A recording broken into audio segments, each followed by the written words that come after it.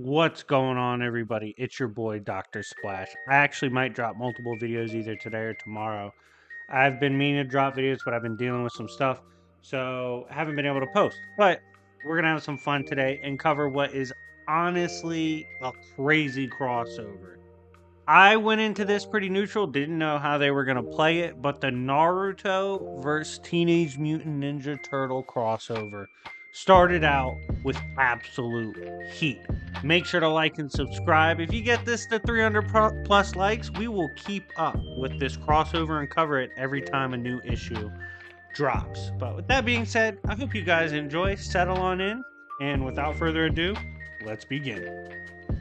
So, issue 1 starts off, and like I said, fire job to the team. Caleb and the boys, they really came together and put together a really fun story. A lot of people are going to ask, is this canon? Nah, I mean, you're about to see how crazy the story is.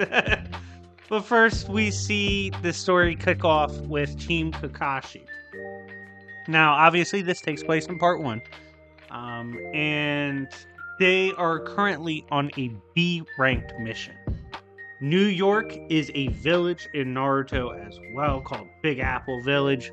They are to take April O'Neil, an asset now, who recently rendezvoused with the village. They are to safely deliver her. We see at this point Sasuke's interacting with April O'Neil, and Sasuke is being a dick. He's just like, oh my god, this bitch came here with nothing but drama. And you know part 1 Sasuke, emo as hell. Well, April's not really going for that. She had shown up to actually warn Tsunade, who of course is the current Hokage, warn Tsunade about an upcoming issue they would have with bioexperiments, something that is currently afflicting their region. She speaks of the experiments that are designed to create monster mutated, essentially, ninja armies. If you guys are familiar at all with Teenage Mutant Ninja Turtles, you obviously know what the reference is in terms of the monsters.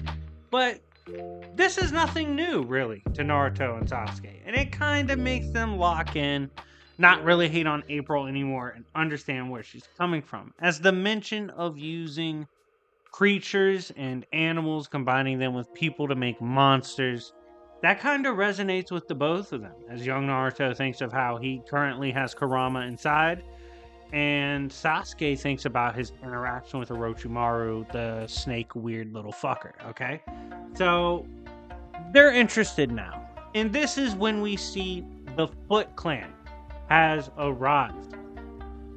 Now, the Foot Clan, led by a funny looking leader, Naruto's like, oh shit. Is that someone that has one of the tails? And Kurama has to be like, yo, no, that drip is fake as fuck. Trust me, they are not one of us. I don't know who the fuck they are, but that's not one of us. So relax with the hype. And they're squaring off with the Foot Clan, who are like, look, we don't really know you guys, but that bitch with you, we have to take her with us. So you're either gonna leave or die. And Kakashi goes, yo, let's find out how the Foot Clan appreciates fists. And before Team Kakashi could engage the Foot Clan, we see smoke bombs deploy, and the Foot Clan gets absolutely blitzed. They get the shit kicked out of them.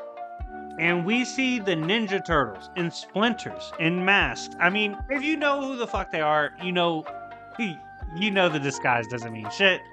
But they're wearing ninja masks, and they show up, they've arrived, and they said, hey man, we took out one of the enemies, looks like we got one more before we get to April. And of course, they are referring to Team Kakashi. And this is the point in the story where I want to remind you guys, fuck April O'Neil. Hate this bitch. Instead of potentially preventing what could have killed both sides, like this could have been a very deadly conflict, with the Ninja Turtles throwing down with Team Kakashi, she says, oh, I could completely prevent them from fighting. Or I could record it with my camera and go viral. Fuck you, you clout-chasing bitch. Get in the comment section. All the homies hate April O'Neil. Let them know. All the Yancey Street hates this bitch. Yancey Street, yo, April O'Neil is banned from Yancey Street. But anyways, they begin to scrap, right? We get ultimately what we want. I hate that the bitch is right, but we want to see this fight.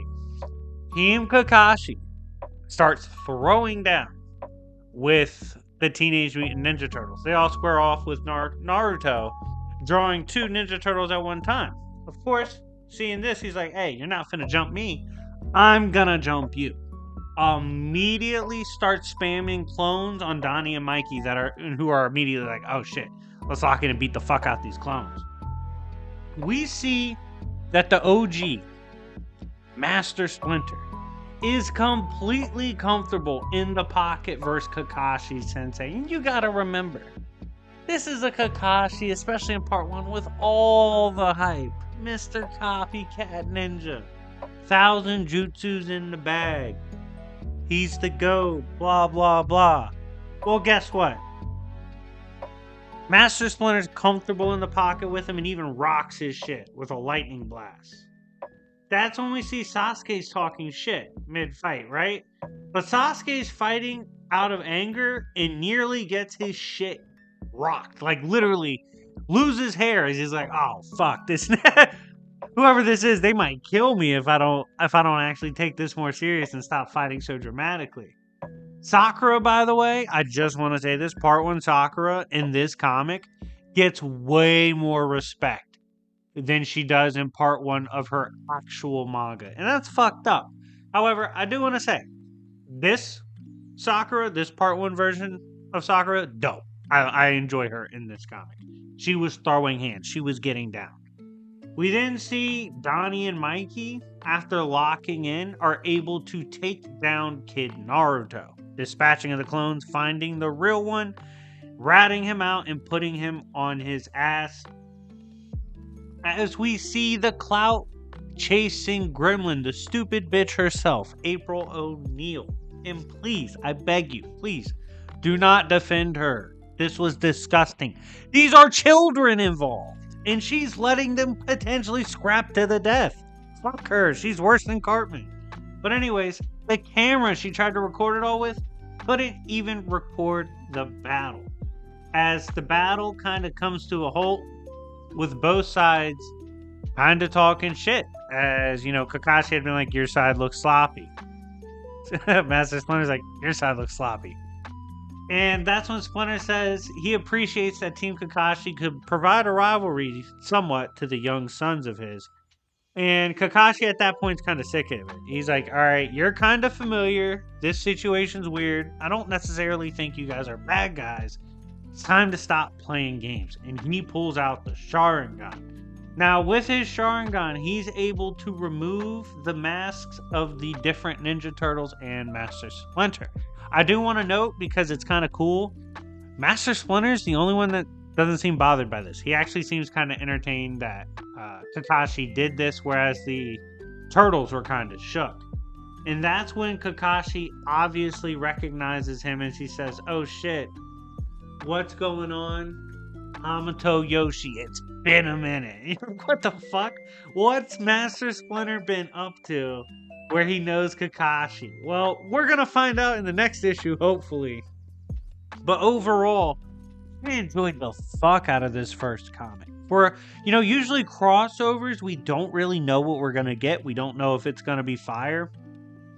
But for this one, it's a lot of fun.